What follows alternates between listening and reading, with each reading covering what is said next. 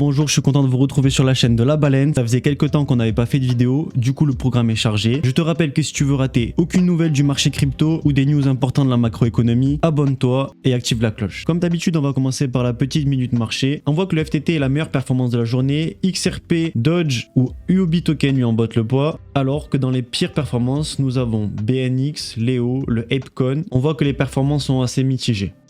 On attaque avec la nouvelle principale de cette vidéo, SBF qui se balade librement à New York et invité par le New York Times en tant qu'intervenant aux côtés de Zelensky et d'autres personnalités. Donc vous pouvez retrouver la liste des invités sur le site officiel du New York Times. Il n'y a pas n'importe qui. Des CEO de grandes entreprises, le CEO de BlackRock, Larry Fink, le CEO d'Amazon, mais aussi des parlementaires avec Scarlett Yellen, mais aussi, vous l'aurez pas raté, le président de l'Ukraine, Zelensky, dont je vous rappelle que FTX avait la mission de convertir tous les dollars des donations en crypto-monnaie qui étaient faits à l'Ukraine. Selon certains articles, tout l'argent ne serait pas arrivé à destination.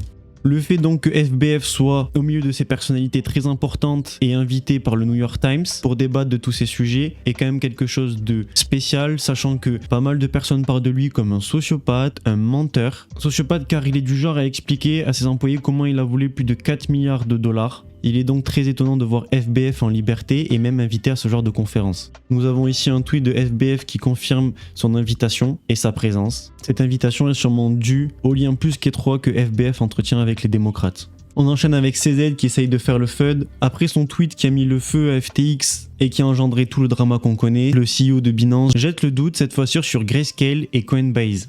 Mais vite, il reviendra sur son erreur et s'excusera. Il s'est fait vite rattraper par la communauté Twitter et a tweeté « Je m'excuse pour les remous que j'ai causés ». Bien sûr, le patron de Binance n'est pas responsable des mauvaises pratiques de son rival en faillite, mais ses publications sur les réseaux sociaux ont cependant sans doute accéléré la chute. Il est donc vite revenu sur sa déclaration au sujet de Grayscale ou de Coinbase, ce qui a d'ailleurs permis une réponse quasi instantanée du CEO de Coinbase, Brian Armstrong, qui s'est empressé de publier le proof of reserve de la plateforme Coinbase, qui se veut très rassurant. C'est-à-dire que la plateforme détient 39,9 milliards de dollars de Bitcoin, soit plus de 2 millions. C'est-à-dire quasiment 10% de la totalité des Bitcoins en circulation. Ce proof of reserve est donc très rassurant, mais je me permets aussi de mettre en lumière le fait que Binance, eux, dans leur proof of reserve, détiennent plus de 40% de leurs actifs maison, c'est-à-dire sur la Binance Smart Chain, ce qui rappelle un peu les pratiques de FTX. Espérons juste que CZ ne les met pas en collatéral, comme FBF. On reste chez Coinbase, qui nous publie une étude selon laquelle les investisseurs institutionnels seraient friands à l'avenir des crypto-monnaies et sont déjà satisfaits de leur investissement. Donc pour résumer brièvement cette étude, Coinbase aurait sélectionné 140 investisseurs institutionnels dans l'objectif de créer une étude nous permettant la lecture du sentiment de marché au sein de la crypto-monnaie. Pour ce faire, l'échangeur s'est penché sur l'exposition des investisseurs malgré ces temps difficiles. Les travaux ont montré que 62% des investisseurs déjà présents sur le marché des cryptos ont augmenté leur allocation au cours des 12 derniers mois. Seulement 12 ont diminué leur investissement. On apprend également qu'à l'avenir, 58% des investisseurs prévoient d'augmenter les allocations au cours des 3 prochaines années. J'interprète ces chiffres comme encourageants, mais encore une fois à prendre avec des pincettes car Coinbase n'est pas innocent et a des intérêts à rassurer les investisseurs. Encore plus dans ces temps compliqués. Si vous êtes abonné au compte Twitter de La Baleine, vous aurez sûrement pas raté cette information. MetaMask nous surveille, je vous explique comment ça se passe. Concrètement, c'est simple, votre wallet utilisera par défaut comme fournisseur RPC Infura. MetaMask appartiendrait à Consensys, qui est une entreprise qui est évaluée à plus de 7 milliards de dollars, qui est spécialisée dans diverses solutions de logiciels dédiés à la blockchain. Parmi ces solutions, le wallet MetaMask est une application de consensus et aussi je vous rappelle que MetaMask est le wallet le plus utilisé en DeFi ou par l'utilisateur car il est simple, rapide et gratuit. Pour résumer, le FUD est parti du fait que l'entreprise Consensys, donc l'entreprise qui a créé MetaMask, publiait une modification de sa politique de confidentialité le 23 novembre. C'est à partir de cette date que Wu Blockchain a dévoilé que Consensys effectuera dorénavant des collectes d'adresses IP et de wallets de ses utilisateurs MetaMask. On apprend qu'en pratique, Consensys n'effectuera la collecte d'adresses IP que sur les wallets de MetaMask utilisant le RPC d'Infura, c'est-à-dire les configurations de base. Donc, si vous utilisez les configurations de base de MetaMask, le fournisseur qui est calibré par défaut utilisera Infura comme fournisseur RPC et donc collectera votre adresse IP et votre adresse de portefeuille Ethereum lorsque vous aurez envoyé ou fait une transaction.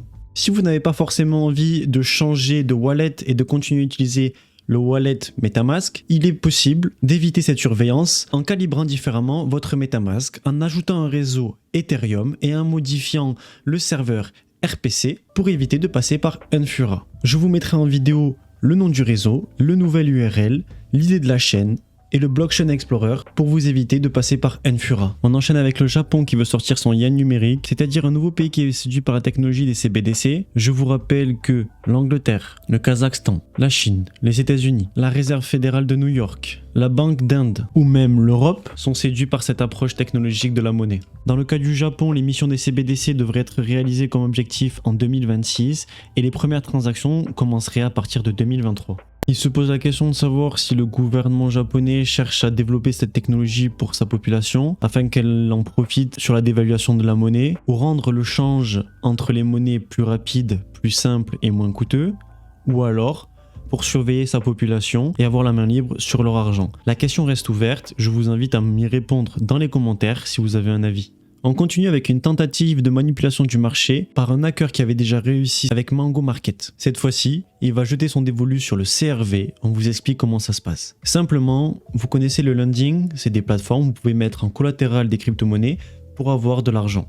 Le hacker est donc allé sur le protocole AAV pour justement utiliser cette fonctionnalité de lending. Grâce à ça, il a pu emprunter 20 millions de jetons CRV dont il avait passé en collatéral de l'USDC. Son objectif était de faire baisser le prix du CRV pour pouvoir shorter l'actif. Il a donc transféré 10 millions de CRV empruntés sur la plateforme pour les revendre massivement et essayer d'influencer le prix du marché et que son short soit bénéfique. Cette vente a entraîné le prix du jeton vers le bas, le faisant passer de 0,62 à 0,46, mais malgré cette baisse, la stratégie du hacker en aura eu un impact modéré comparé à ce qu'il espérait. En effet, sa position était devenue trop risquée avec la chute du CRV. Il a dû donc être liquidé par le protocole AAV qui lui avait prêté de l'argent. De ce fait, le profit de sa position a remboursé le collatéral qu'il avait perdu. C'était une attaque ingénieuse, mais il n'a pas réussi son coup, montrant encore une fois que le protocole AAV et CRV sont solides et savent gérer ce genre d'attaque sur leur protocole. Merci d'avoir regardé la vidéo jusqu'à la fin. N'oublie pas de liker et commenter, ça aide au référencement et ça récompense le travail. Merci d'avance et à la prochaine.